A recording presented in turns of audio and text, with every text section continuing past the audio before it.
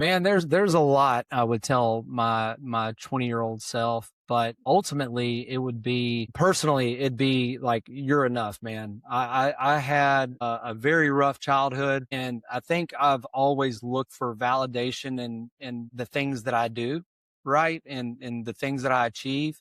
So getting a little personal there, but it's like, man, you're enough. Like, whatever, you don't have to be all things to everybody and be Superman, right? You're good just the way you are. But ultimately, I would tell myself to slow down. I've always been on this hunt and this chase for more and faster. And gosh, I want that trophy at the end, man. And I've grinded for 20 years, right? I'll be 40 this year. And dude, it's hard on an old boy. I got a lot of miles on this car, and the sacrifices I've made to my family along that endeavor, like in the things that I should have took a little bit more time with, man. I could look back and just, hindsight's always 2020, but ultimately, you're enough and slow down, because there's more time for that. And there's things in this world that are a lot more important than constantly chasing that carrot that's out in front of you.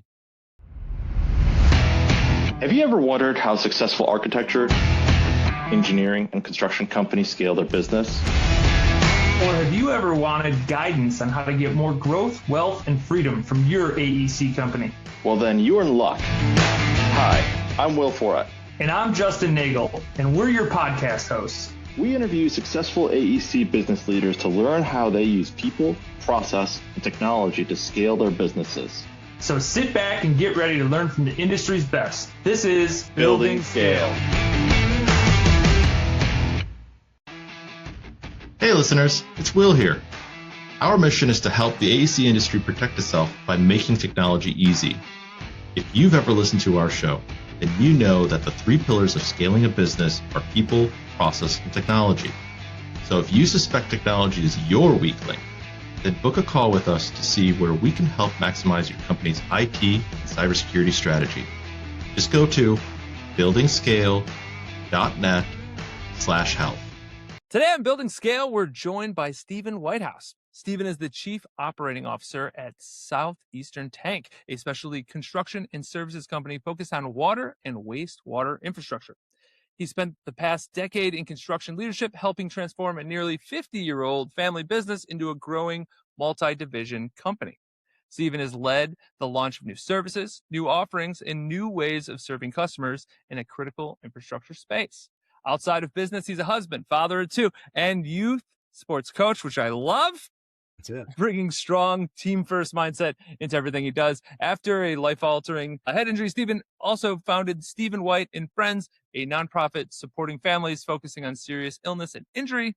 His story is rooted in resilience, purpose, and building impact, both in business and community. And with all that said, Stephen, welcome to the show.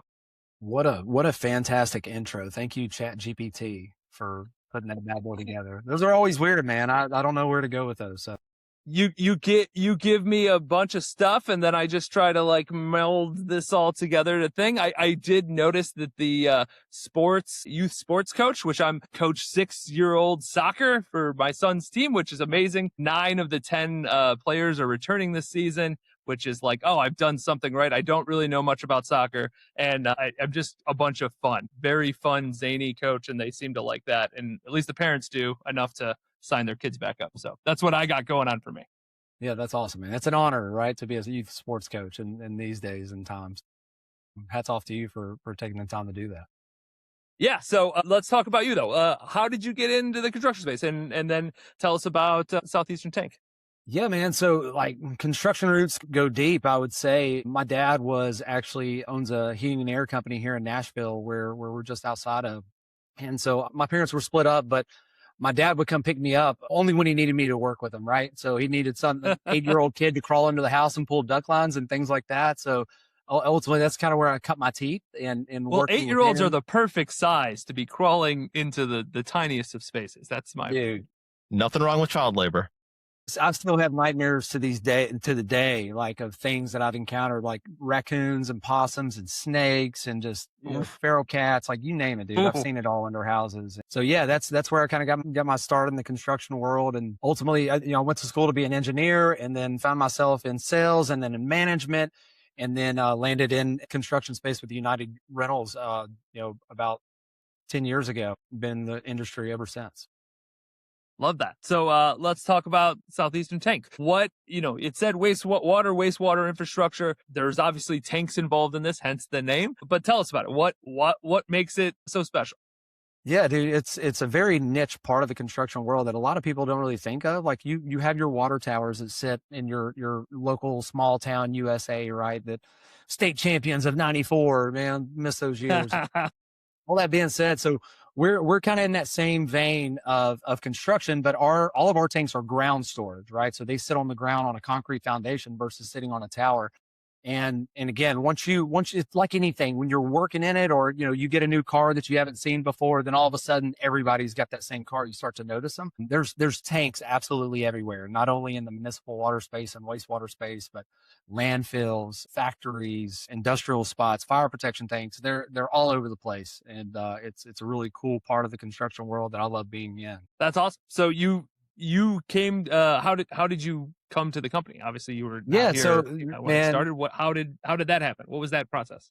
we all joke that this company was built on inbreeding and nepotisms, because we have folks that are married. I'm not married to anybody here. We have folks that are brothers, siblings. We have folks that are best friends, right, that work here. So I'll try to make this as short as possible. But Southeastern Tank was actually a customer of mine when I was with United Rentals, and by happenstance, through my nonprofit SW and Friends, we were doing a charity golf event for a local nonprofit that serves children with disabilities. And actually, our CEO Dustin Dowdy, he was actually on the board of that nonprofit. So obviously he participated, and we started building some rapport that way. And ultimately, man, the relationship continued to grow. I spoke at an event during a trench safety stand down event.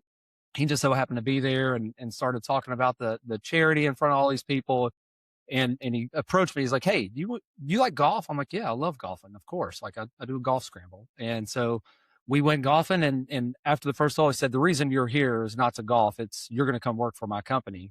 And I kind of chuckled, man. I had the golden handcuffs in corporate America. And then wouldn't you know it, 9 months later, after him courting me for 9 months, and I wouldn't say annoying me, it was always good conversation, but I finally made the leap, and we haven't looked back. That's awesome. I love hearing that. So what does growth look like since you've entered the picture? Yeah, dude, it's like riding with your head out of the car going down the interstate is what it looks like, man. It's been a lot of fun though. So when I started back at the end of 2021, I was the 15th employee. And as of today, we have 48 employees. I got 2 more that will be onboarding here in the next couple of weeks. So you talk about growing like crazy. Yeah, it's 3x. More people, more problems. And I would say a lot of that 3x was probably from like mid 22 to now, right? We had a awesome year. 3x people, 3x money, all the things, right? So it's absolutely been a blessing to be a part of this, and that's really why I came here. I was a fish in a very big pond in corporate America, right? Working for a company like United Rentals, and when Dustin kind of sold me on the vision, it was be able to make a really large impact on a very small thing, and that's what I love. Especially that's what my nonprofit does. We support families in their darkest time, right? We're giving them this bankroll of money to be able to help them. And I was like, okay, I can get behind this. And he talked about scaling and wanting to do different things. And I love the autonomy. I love the chaos of growing and building things and going after new stuff. And it's, like I said, it's been an absolute blast and a wild ride. Love hearing that. Hey, so talked about 3x people, 3x revenue. Let's talk about the people for a second. I mean, you got to find good people, right? Yeah. So what does that look like for you guys? Man, it hasn't always been pretty, and at times it still isn't. But in this post-COVID world, right, we all went through the Great Resignation, as they coined it, in 2021 after COVID, where you saw 50 plus, almost 50 million people leave the workplace, right? Looking for something more. And what it wasn't just like compensation and things. It was ultimately like dissatisfaction with job and fit to role, fit the job, fit to team, fit to culture. So we really try to hone in there, right? And I would say early on, we didn't get it all right. We use a really cool software called Predictive Index that really helps us analyze people before we bring them into the fold. because the interview and the resume only tell you so much, right? And the reason why we like that tool, it really gives you great insight in terms of how people operate and how they work, and their cognitive ability and their ability to learn and be adaptable. So when we really started embracing that software and using it not only for managers and above, and we used it for the hourly guys, right? Because that's where we were seeing a lot of our turnover. It transformed the way that we hire and then also retain people, right? I was telling somebody else that we had probably 50% turnover on the hourly space with construction. You can't scale a business if every two people you bring in, you're losing one, right? It's constantly the old Paula Abdul 3 steps, 2 steps forward, 3 steps back. And that's what it felt like. But since we started using that religiously and being a lot more intentional with it, not only in the hiring process, but in terms of all of our conversations from a company standpoint, a team standpoint, and during our one-to-ones with our teammates, it's really helped us in terms of keeping our good people. We've obviously coached some people out and let some good soldiers go along the way. But one thing that I always like put a feather in our cap, and it lets me know we're doing this right. And this is somewhat anecdotal, but if someone decides to leave us, right, it's like, hey, I can go make $2 more an hour with it. That's perfectly fine. I'm a capitalist. Like, do your thing. If that supports your family, I'm going to support you and do that. But 9 times out of 10, when somebody leaves us, they ask to come back without fail, which it tells me we got something, we're doing something right. So I love hearing that. I have somewhat of an understanding of what predictive index is. Can you talk about like the indicators, the things that like it's looking at so people understand? Because it's very different from DISC, right? It's Right. very different from the Myers-Briggs. Talk about what it's actually like looking for and how it's sort of set up. Yeah, that's a great question. I've taken a DISC and Myers-Briggs and Strength Finder. I've kind of taken all the assessments, right? And I just know predictive index just because we even have a coach around this stuff that helps us. So she's absolutely fantastic. But so predictive index, this voodoo science is really what it is. It's science-backed information, right? They started this back in the 1950s, which is unheard of, right? It just wasn't on the internet where you could find this. But ultimately, what it allows us to do, it allows us to build a role, right? So we're selecting, there's a list of characteristics. Let's call it 30. We can select 6 to 14 of those characteristics that are most important for that role. So things like adaptability, folks that are very detailed and like to have that, or folks that like to juggle a lot of different tasks at the same time. So it's asking all these very specific questions. And as we select, okay, these are important for this role, it creates this job profile and ultimately this avatar of ideal. Everybody uses the ideal customer profile. It creates an ideal candidate profile for you. So you understand those key traits that whether if it's nature, nurture, things that we've learned in our younger years, the things that make us who we are. And when you give somebody an assessment, they're answering these questions, not only what they think about themselves, but what they expect others to think about them and the way they work. It's wild, man. There's maybe been one person that kind of like fooled us on when we use this software, and we've used it a lot, pretty much extensively for every hire that we've brought in at Southeastern Tank since 2022. It hasn't failed us. I would highly recommend it. Do you remember what it is like actually like looking at like sort of the different levers? Yeah, so it's looking at two of the things that it looks at is, are you collaborative or are you more independent, right? So, or you got a person that needs to be more aligned and work alongside of a team, or do you need somebody that's doing their own project type work? And then it looks at people from, are you an introvert or are you an extrovert, right? Are you more social? If you're a sales guy, you need to be a little bit more social, or are you more introverted, right? You fall over here. And then it also looks at speed of work, right? Do you like more of a steady pace, like working on the same thing? Or do you like autonomy? Do you like to be able to bounce around and work with speed and vigilance and, kind of go 100 miles an hour and then stop? So it combines all those things, and where you fall on those scales of that spectrum there, that's where it creates your profile. So I'm a promoter, right? Here I am promoting predictive index religiously, as you can tell. It tagged perfectly. And the really funny thing, man, is we started doing these quarterly sessions with our PI coach. And like the first time we got into the room, right, everybody took these assessments and they're like, well, I don't believe this. It knows your deepest, darkest secrets about you, right? And stuff that you don't want to admit about yourself. You're like, that stings, but yeah, that's me to a T. And we got somebody in the room that's arguing with us about how this ain't right, and it says in their profile that they're argumentative. It's like, well, it's exactly right. What are you talking about? Listen to you. It's super comical, man. But yeah, it's good, man. Like I said, there's a lot of voodoo witchcraft that goes on with this thing. I don't know exactly how it works, but I believe in it. That voodoo witchcraft is just the predictive science, right? I mean, that's a predictive index, right? The whole idea. So that feels like skill component, traits almost, if you will. What about when you think of the organization as like a culture fit, right? Like as in like what your core values are as an organization? Does it tee that, or is that something else that you have to look for via interview or things like that? Yeah, that's stuff that we're really honing in on the interview, right? That's honestly, I tell Dustin, our CEO, this all the time. That's what got me to commit here, right? Is he and I we were in our final meeting, and I'm sitting across the room from him, and I look over his back shoulder, and our core values are on the wall of Southeastern Tank. And I looked at him, and I personally aligned with 4 of the 5, right? And I told him that, and he was like, "Man, that."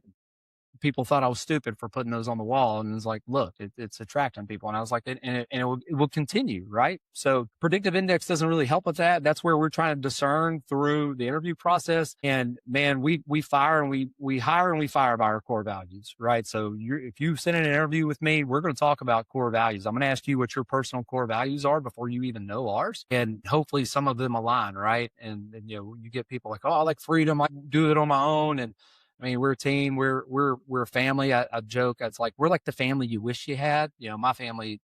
God bless them. They're a bunch of degenerates, and I love them. But this is, if I could pick a family, this is the family that I'd be a part of, right? So what a blessing that is. But yeah, man, that's a big part of our hiring process. Predictive index, and that's 1A, core value alignment. That's 1B. Okay, so. You mentioned that sometimes, somebody, hey, I need to go make more dollars somewhere else. That makes sense. But they generally eventually come back around and say like, I need to work for Southeastern Tanks. Like I need to come on back home to family, is your point. So then what is the thing that's generally keeping people there across the board? So obviously dollars can make them stray, at times. But what is this family feel or this unique culture that you're building that's keeping people to stick around now in comparison to, say, 5 years ago? Right, man. So, and again, that's typically, and that's what you get with hourly folks, right? They're chasing that top line. How much more can I make an hour? But it's about the entire value proposition of what a company brings to you. I truly believe in that, right?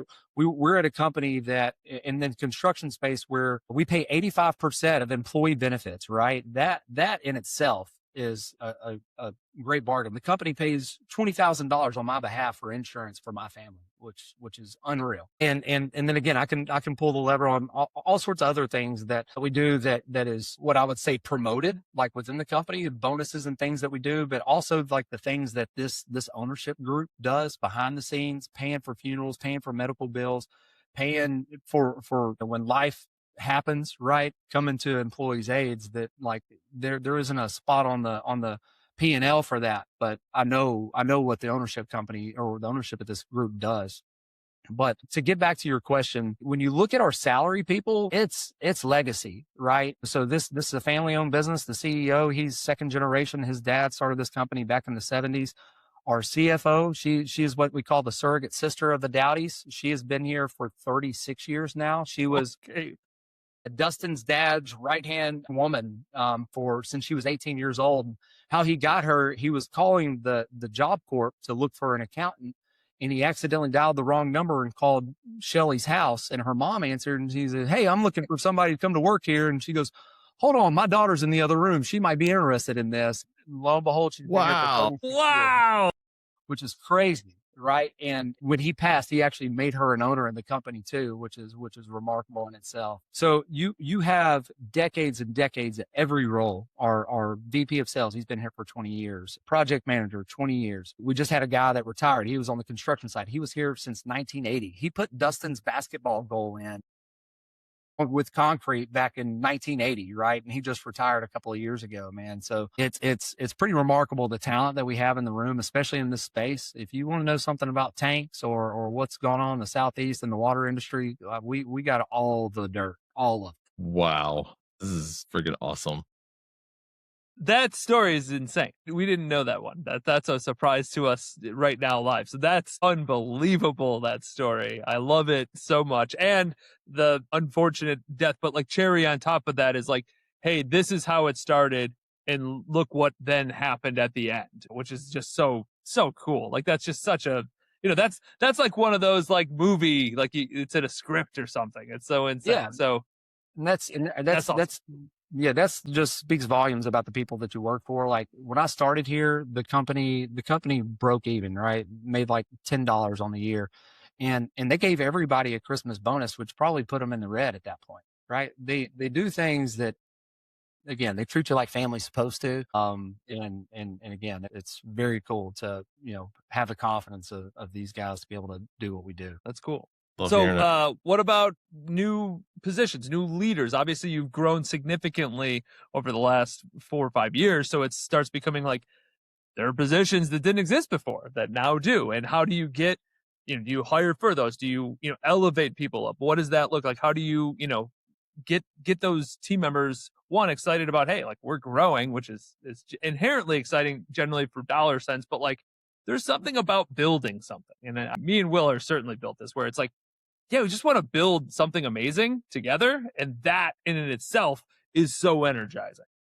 That is probably the most fun that I have at this place, right? And I remember sitting in conversations with people that were joining the team when they were number 16 or 17 or 18 and telling these folks, I'm like, guys, like, believe me when I say this, we're building something and we got this blue horizon that we're headed towards. And there are going to be positions we have no clue what we need, but when we get there, we know we're going to need it, right? And I'm a big fan of organic growth from within an organization, right? Giving folks the resources, the coaching, bridging skill and knowledge gaps to be able to make them the obvious choice, the next in line. That there's power in that because they already understand how you work, and if you can just help bridge those gaps, then heck yeah, like let's keep rolling. But building out this organization, because when I started, I was HR, I was safety, I was project manager, I was janitor, you name a role, man. I wore, the only thing I didn't have any responsibility over is sales. And while everything still rolls up with me now, I never would imagine that I would be out of a project manager role, that I would have a safety director, that we'd be looking for a marketing director, and just all these, building out an organization. That's a lot of fun, man. And I still don't have any clue what I'm doing, but man, we're doing something, right? And then again, if we're always looking for that adjacent relationship or somebody that we know or that we've worked with that works for another company. And when opportunities arrive and they're actually in the market and looking for a change, we probably have 5 or 6 people. We're not here cherry picking and poaching people. Like we don't do that, but things ultimately get aligned, and then fate would have it that they land with us and then they start sprinting. And it's really cool to see. So you mentioned something there, which I think is a good segue. You had talked about like putting people into place and, when you find sort of the right opportunities. Well, from previous conversation, there was an opportunity to buy a company. Do you want to talk a little bit about why you guys decided to buy a company and what ultimately happened with all that? Yeah, so that was kind of in the works, or at least looking to buy somebody was in the works whenever I came onto the team. And that was very attractive to me too, because I was going to be able to be an owner and a partner in that business as well. Again, I started in 21. In year 2022, we decided to not only acquire a company down in Jacksonville, Florida, but we also decided to start up a company at the same time, which, we're lunatics when we decide to do. Why not do both at once? Acquire and start up a company. That sounded like a great idea in the moment. And what could go wrong? Yeah. Our mantra is LFG, let's freaking go. Man, boy, did we get burnt a little bit there. But you talk about a lot of work and getting back to the grind and picking yourself up by your bootstraps. That's really what it was. So again, that opportunity was kind of in the works. I knew it was coming, but I didn't think we were going to be starting up a company at the same time, which was probably not the smartest of ideas, but we managed through it, right? So talk about what was the company that you were starting? Like, what was that supposed to be? So, and Yeah, then the company that you purchased, what was that right. as well? So again, we were looking for things that are adjacent to what we do in the water industry. So we're on this path of anything within the life cycle of water, we can support our customers with. So the company that we were acquiring was a actual pump company and lift station company based in Jacksonville, Florida. They were a Myers pump distributor. They also fabricated lift station packages, everything that you need from control panel to basin to rails, pumps, all the things, right? Again, water is what we do. So it's like, okay, this makes sense. And then the division that we started up, kind of what I was just speaking to a little bit in terms of somebody became available and we didn't know what they were going to do, but we knew that they were a value alignment and they would do great things if we just got them on the team. Well, he was peddling mixers and things like that. This is Jason McGee, our VP of our Now Solutions division. And so Jason had a background in the chemical world, small bulk chemical delivery. And ultimately the company that he was working for, he decided to leave there because they were bought out by a larger corporation, right? And we know how sometimes those handoffs don't go as smooth, and that ultimately changed his view of what he was doing. So he comes and works for us, and he's doing stuff on the tank side. And then we had enough people just ask us, like, "Hey, y'all got Jason? Why don't y'all do chemicals?" And we're like, "Okay, we'll do chemicals now. I guess that's what we're doing." And we started doing chemicals too. So So what do you mean by what do you mean by chemicals? Talk a little bit more. yeah. What does it actually mean? Yeah, for sure. I appreciate you asking for clarity there. So, the premise is we build tanks that store water that serve communities, right? Well, you obviously have to treat that water. So what we do is we come in with those chemicals, those water treatment products that allow the utility to get the water into the tanks, which is kind of a full circle moment, right? We're touching every bit of the utility now, from the chemical side all the way to the infrastructure that holds their water. And so water, is this potable, non-potable? Yeah, Both? it's potable. Yeah, potable water. We also do some treatment for wastewater applications, but I would say 90% of the application is for potable water. So the water comes out of the faucets and take a shower, cook with, yeah, you name it. Okay. And this was just a way to get a handle on the full life cycle of the utility, right? To get in sort of earlier or later, depending on how you look at it, right, of water. What about the other company, the one that was bought? Yeah, so it was kind of on an island by itself down there, right? So within our distributor rights, we could only work in Florida with the products that we were selling. And there were some closely aligned things and some products that we actually could pull into some of our resources with our customers up here in Tennessee and Alabama and some of those locations. But the thing down there, and it was majority of the water that we were dealing with down there was wastewater, right? And just a different animal within itself. And again, a great business, right? There are more grinder pumps and pumps in the state of Florida, there in Texas than there are in the entire world combined. It's wild how many pumps that you wouldn't even consider or think about. But yeah, everything needs a pump down there given the water tables.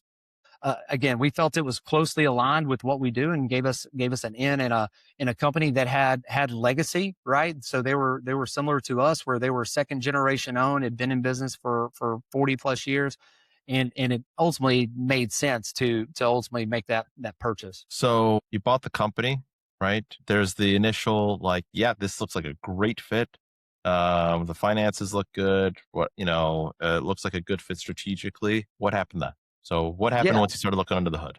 like, man, there's a lot to that, right? And again, I wouldn't trade that time with that company for anything. I tell people I have a PhD in acquiring a business and how to run a business, how not to do it. Let's put it that way, right? A lot of expensive learning lessons that we and the big thing is, we talked about this a little bit earlier, is when you're hiring, you're bringing people on into an established culture.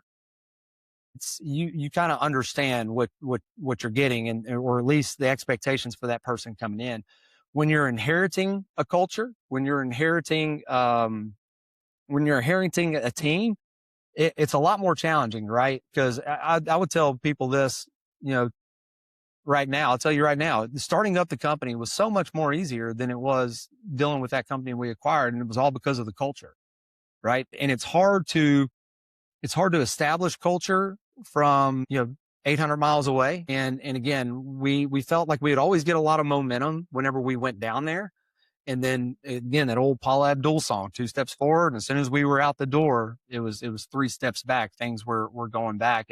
And I think our ultimate fault there was not identifying the right leader to be able to carry the torch for us whenever we were gone. We had tried a couple of people and ultimately they never worked out.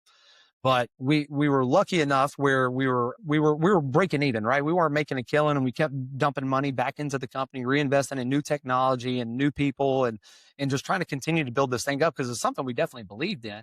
And then it just became almost a headache, right? To be able to run a business from afar and all the people problems that we were having and the backbiting and just the negative stuff that we just weren't used to dealing with that around here, right? We don't have that stuff going on, and you got people that are married. You think if you're going to a company and people are going to argue, that's the married folks that are going to do that, but we never saw any of that. Ultimately, last year in 25 in April, we got bought out by a private company, which again, I'm thankful for that time. I'm thankful for that opportunity. We learned a lot that's going to set us up for successes here in the future. But ultimately, I view it as a failure, right? But you learn, you don't grow from winning all the time. You grow from some of your failures as well, right? We were able to walk away with a little bit of pocket money. Was it worth the time, effort, blood, sweat, and tears we put into that? Probably not. But ultimately, it gave us a lot of lessons, a lot of experience that we didn't have before when it comes to acquiring. Because again, this was something that we had all done, for the first time. So it was a wild ride, and I'm thankful for it, but also glad it's over.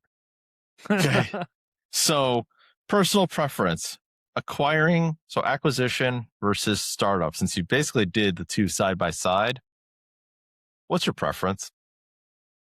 Man, I'm still a big believer in buying something and making it better, right? I'm a process engineer from way back when. You give me something, I can put lipstick on a pig and make it look good, right? And make it run better, run bigger, better, faster, stronger. But man, this startup that we had up here was so easy, and a couple of things. We had the right people in the right seats, right? We had the culture and the core value alignment. And ultimately, we were serving a ideal candidate or ideal customer profile that was already adjacent to what we were doing in the tank world, right? So as we're looking to expand, like we're not ever going to not look at acquiring another company, right? We're going to be a little bit more timid and a little bit more careful based on the lessons learned with Custom Pump. But that being said, if we can find the who and not have to figure out how, that's the big thing. I'm a big fan of that book, and Jason is a perfect example. We had the who, we all want to be smart and figure it all out, but he knew how to do it. So let the who figure out the how, let him go, let him run, and life has been good there. Very interesting, considering your experience that you still believe in buying, essentially doing an acquisition and then iterating from there, then from ground up. Man, I was going to say, I just think there's so much opportunity out there with so many businesses that don't get the attention that they probably need, right? You have owners that are well off financially, or they're just kind of bored or whatever the case is, right? And that was almost the situation here with the company that we inherited down there. And again, we left that place in a much better spot than what it is. I honestly believe that. But yeah, so I guess beauty's in the eye of the beholder there. Okay. When we talk about improvements, people's a place. We talked about that. Processes is definitely a place. What about technologies? What investments did you do in technologies, just in general, both for your company as well as the acquisition? Yeah, so obviously CRM, right? The company at the time when we acquired them, they weren't using any CRM system to manage the sales pipeline, and that was the first opportunity that I saw. I have always been in my career Salesforce. I was one of the first people. I felt, like kind of like when we used Oregon Trail back in the day on the computers. Like I was one of the original Salesforce users back in my day, in the 2008, 2009, whenever I first got into sales. Getting CRM established, I think it's absolutely important that a CRM's there, especially for your sales rep to understand what they're working towards, what their pipeline looks at like. Again, I look at everything. I use sports analogies for everything, just because, being the coach that I am. How many at bats you get and what's your batting average, right? That's, we got to have opportunities. You got to close on those, right? You're never going to be 10 out of 10. So if you're batting 300, 400, we can work with that. If you're batting 100, you should be a good pitcher. And if you're not that, then maybe you don't have a place on the team. CRM is big. And again, I think this is a lot of the world, and given that I guess I'm a millennial, right? Given my age, being the bridge from the old days to the new days, I'm big into bringing technology to make things more efficient, make things more faster. So not only here at the Southeastern Tank, but down there, inspections are a big part of utility infrastructure, right? And I found that everybody, I guess they didn't realize that computers were created. So everybody's still using paper and pencil out in the field. All right. You call me on a cell phone. That's important, but you can do these inspections and things. So we established some inspection software within both companies to ultimately take the time and the ease of use and the ability to get it to the customer faster. All those things are important, right? So this is all low hanging fruit, in my opinion, whenever I look at a business. But we're still looking at other technology, right? So I got my Ray-Ban Meta glasses. We have these out in the field because we have so many new people. And when you're scaling, right? If somebody calls me and they're out in the field, like, hey, I'm looking at this and I don't know what to do, all they have to do is call me via their Meta glasses. And then at that point in time, we can help troubleshoot with them live out in the field, right? I'm not going to be troubleshooting. I'll get the service manager or one of the project managers to be able to help them. But that's the cool thing that we have. We've invested in a drone technology, right? So when we're doing inspections, we have an ROV drone that goes inside of a tank. That way the tank stays in service. We have drones that are doing visual inspections. We also just bought a drone that does actual pressure washing. So that's been the flavor of the month in the tank world is, you drive by these tanks and man, that's ugly. It's got mold, mildew on it. Well, we have a drone that could probably pick us up. Like if we held onto it, it could take you up. I wouldn't recommend it, but wow. It's really cool to see the technology that's out there and how it's ever evolving. And with AI, we're using AI religiously, some better and faster than others. But again, that's all part of it, right? It's kind of work at your own speed in that world. But the technology piece, man, we've made leaps and bounds from where we are, but we still got a long way to go. That's awesome to hear. How do you know when to invest or not, or pull the escape hatch on something? Because there's endless amount of tools. Throw a rock and you'll hit 385 tools, right? It's just that's how it works in the space specifically, or just general business, right? You mentioned CRM. ERP is another thing that almost most businesses can have value from. So how do you know when it's we're investing in the thing that's going to have an ROI and it's going to truly impact the business and help us scale, compared to actually that's not a thing we need. Just because somebody else uses it doesn't mean we should. Yeah, that's a great question, because we just had a situation that falls right in line to this questioning. So we were looking at an ERP system, right? We have a lot of segregated systems. We're using I'm not going to mention it because I don't want people on this podcast to think I'm talking derogatory or negatively about this product. It's a great product, but it feels like it's Oregon Trail at times. You know what I'm saying? So, but when you got a CFO that's been in the business for 36 years, she likes what she likes, and we're not going to rock that boat, right? She gets what she wants there. But all that being said, we were looking to, with all these segregated systems, we were looking to pull everything together and move forward with an ERP. Okay. And we went through a long process. If you've ever been involved in that, I mean, it's not a couple of weeks of doing demos. This was months and months and months of time, money. There was money spent on this. And ultimately, when we got that final price tag and to look at everything that we have, and then obviously, when we started the ERP process to when we finished it, let's say it was a year that we went through that process. We'd also grown by 4 or 5 people. So it's well, yeah, we have segregated systems, but ultimately, is it hurting us to keep it segregated, right? Yes, it makes us a little bit faster, but now we have the people where I was wearing all those hats and juggling all those things. I don't have to carry the water from one system to another. We have another person that can backfill me and assist there.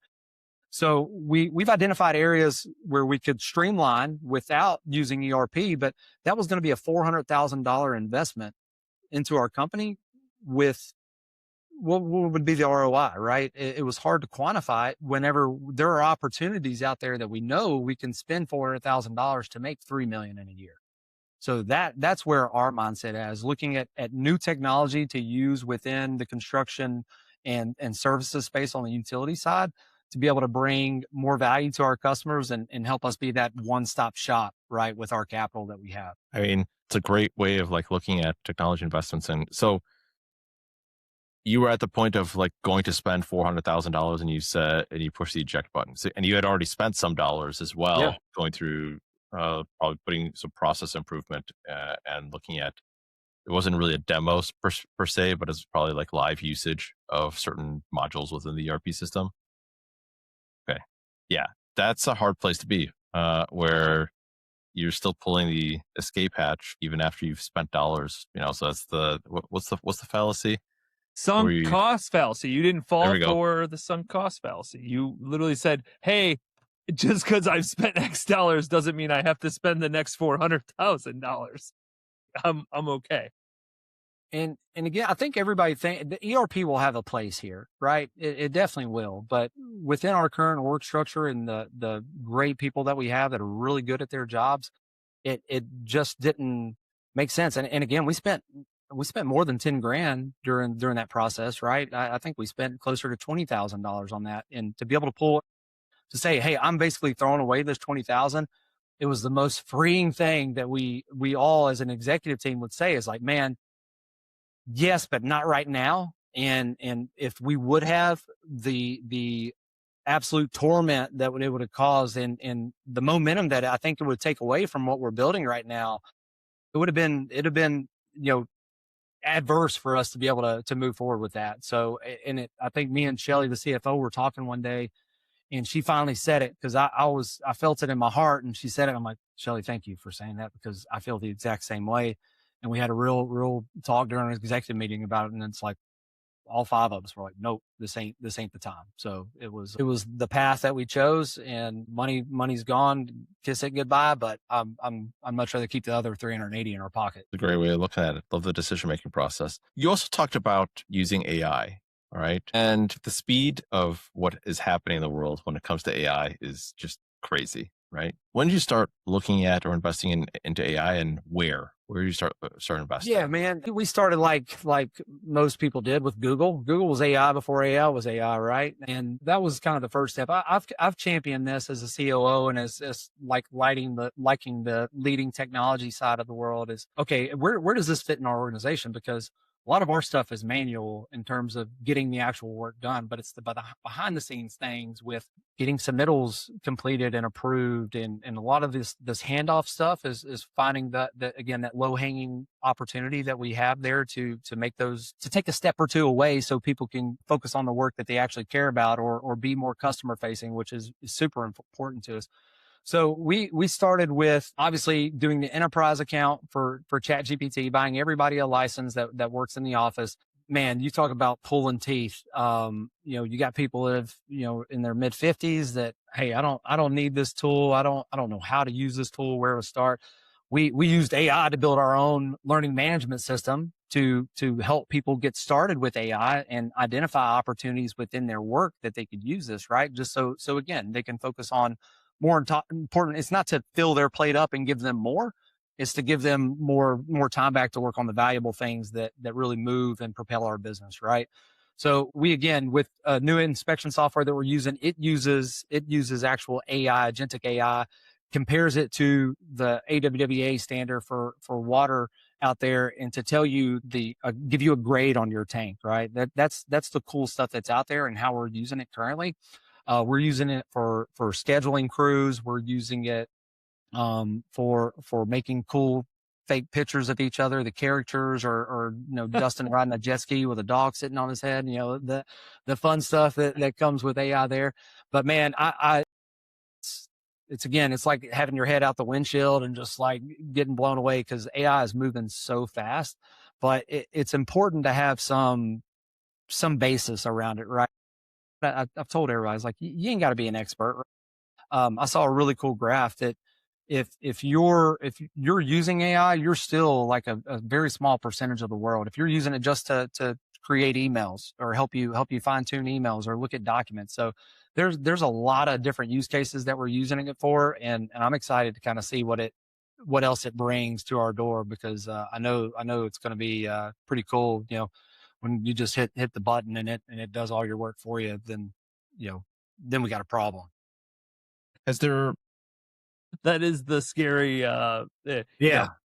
Terminator I know. idea that comes from this. was there ever discussions or fear within the company or culture wise with regards to like implementing or using AI inside of the company, that people are going to lose their jobs or something else? I think that's why there is some hesitancy from people that have been doing this for 20, 30 years within the company, right? And that is where, and again, it's all about how you deliver the message, right? And again, I think we're using it for the right way. We're using it again for those high value tasks. We want you working on the stuff that you love to do, right? The things that really drive our business and bring value to us and our customers. And all these small administrative things that are constantly on your plate, and that hit list never goes away, right? So finding a way to be able to do that stuff quicker, more efficiently with the help of AI, so you can focus, 75% of your time during your day over here versus, spending 40% or 50% of your day going through emails. That's insane, right? We're using a tool called Fixer, which does a lot of that for you. It even replies to emails for you. It gets everything categorized. So you're looking at important things versus just all the junk and great sales that Target has going on. It's, it goes back, but to answer that, it really goes into the messaging of it whenever you're rolling this out across a company. Because again, I think there is that feel, especially from the older folks, of like, I don't want to start using this thing because then that's going to give them a reason to get rid of it. Okay. Interesting. Yeah, it's definitely a conversation to have, but there's definitely a right way and a wrong way to implement, and then there's something in between. Yeah. So I love hearing kind of how you guys are approaching it. And you got to keep in mind too, we're in Tennessee, right? We're not wearing cowboy hats and cowboy boots, but we're a bunch of country bumpkins here, right? So when we hear AI, we start thinking that iRobot movie with Will Smith, and we get a little uneasy. Okay, that's that's something you got to always, not that we're all simpletons. I speak for myself when I say that, but we're a little leery of new technology. Well, appreciate the insight. Super funny to talk about it that way, but it's not unusual. What you've said has definitely been described by multiple people that we've talked to, right? Thinking that it's just going to all of a sudden make things easier. In your journey in making things easier, is it always immediately easier, or is it harder before it gets easier?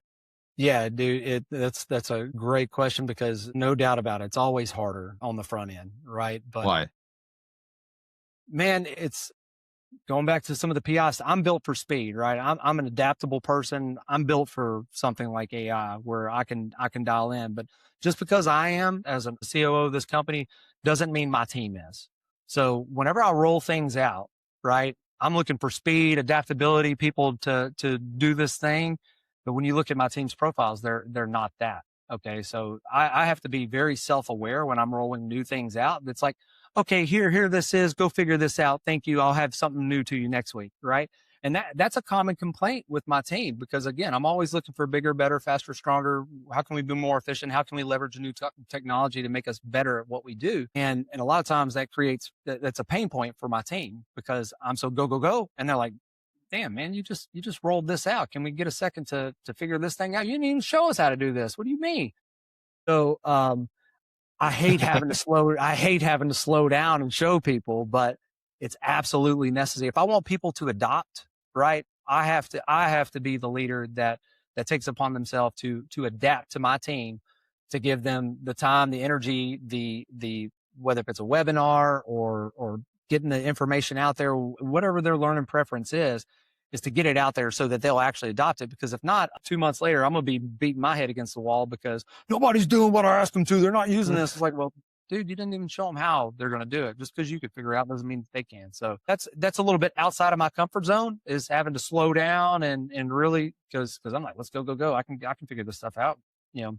But that's where I would say that it's harder, and then maybe it's more of a personal thing because of the way I operate. But I definitely got to keep my team in mind because I don't want to push them on over the edge. Yeah, change So- management that's the difference maker, because most people would suggest that change is hard. They're scared of change. It's just the general humans like to do the things they know how to do. So when you push too much change at once, inherent fear comes in, and then that effectively makes they paralyzed, or they get stuck in the thing, and then they get worried, and then it just more emotions come into this. So it's them changing as fast as you'd like, but then you also slowing down, which is a change for you. So it's like this blend of just change comes in different flavors, and it's just good to see it, understand it, and then be able to attack it the right way. Man, and you're exactly right, Justin. We lost a really good employee because we had too much change too fast. Like he felt that because we're on this rocket ship, right? Headed to the moon, and he just couldn't adapt to not adapt to the change, but he couldn't just get behind all the change, right? It wasn't, when you go from 15 to 45, you don't see the CEO, you don't see the COO as often as you did when we were, a really grassroots operation where everybody did a little bit of everything type deal. And that's where you just got to be super careful and do it at the right speed, and adjust for your team, just so you're not losing folks, at the train station. Yes. The 15 to 45, those are two very different businesses, just Yes. in regards to and to change the business, in a few years span is like, oof, that can be, obviously to the point of the employee that left. It was like, yeah, that's rattling. Yes, sir. Hey, Justin, I think it's that time. For that last question. Oh, yes. So, Stephen, we love to ask this question to all of our guests. So if you could go back 20 years, it'd be 2006. What advice would you give yourself, other than perhaps that that you guys are becoming the Artemis 3 rocket to the moon, or whatever version it will be when you get there? But other than that, what advice would you give yourself? Man, there's a lot I would tell my 20-year-old self, but ultimately it'd be like, you're enough, man. I had a very rough childhood, and I think I've always looked for validation in the things that I do, right? And the things that I achieve. So getting a little personal there, but it's like, man, you're enough. Like, whatever, you don't have to be all things to everybody and be Superman, right? You're good just the way you are. But ultimately, I would tell myself to slow down. I've always been on this hunt and this chase for more and faster. And gosh, I want that trophy at the end, man. And I've grinded for 20 years, right? I'll be 40 this year. And dude, it's hard on an old boy. I got a lot of miles on this car, and the sacrifices I've made to my family along that endeavor, like in the things that that I should have took a little bit more time with, man. I could look back and just, hindsight's always 2020, but ultimately, you're enough and slow down, because there's more time for that. And there's things in this world that are a lot more important than constantly chasing that carrot that's out in front of you. That's good advice for everybody. I think that's Good insight. as leaders, we fall into that trap far too often. Yeah. So that's just good advice across the board. Thank you, Stephen. Yeah, you're welcome, man. Thank you, guys. So I hope you had a good time, but if somebody wanted to get a hold of you, what's the best way for them to do that? Yeah, if they want to get in touch with me, they can hit me up on Instagram at Stevie Whitehouse, STEVIE Whitehouse. And then I'm on LinkedIn, I'm on Facebook. You can also check out the nonprofit at SW and Friends. So we're on all platforms. And then again, check us out at Southeastern Tank at SE Tank. Awesome. Love that. I also, had I known that you went by Stevie sometimes, I would have called you Stevie this entire time. So I want you to be Well, that was my clear on that. backyard wrestling name was Yeah, Stevie. well, for sure. It's awesome. So this has been fun. Is there anything else you'd like to tell the folks before we say our goodbyes? No, man, it's great what you guys do. I appreciate you giving leaders the opportunity to come on here and talk about the good, the bad, the ugly. So keep doing the Lord's work with what you guys are doing, man. I appreciate the opportunity for sure. Awesome. Well, thank you. Listeners, I hope you had just as good a time as me and Will did. And until next time, adios. Adios. See you guys. Thanks for listening to Building Scale. To help us reach even more people, please share this episode with a friend, a colleague, or on social media. Remember, The 3 pillars of scaling a business are people, process, and technology.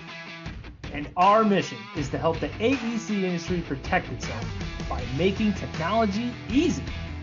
So if you think your company's technology pillar could use some improvement, book a call with us to see how we can help maximize your IT and cybersecurity strategy.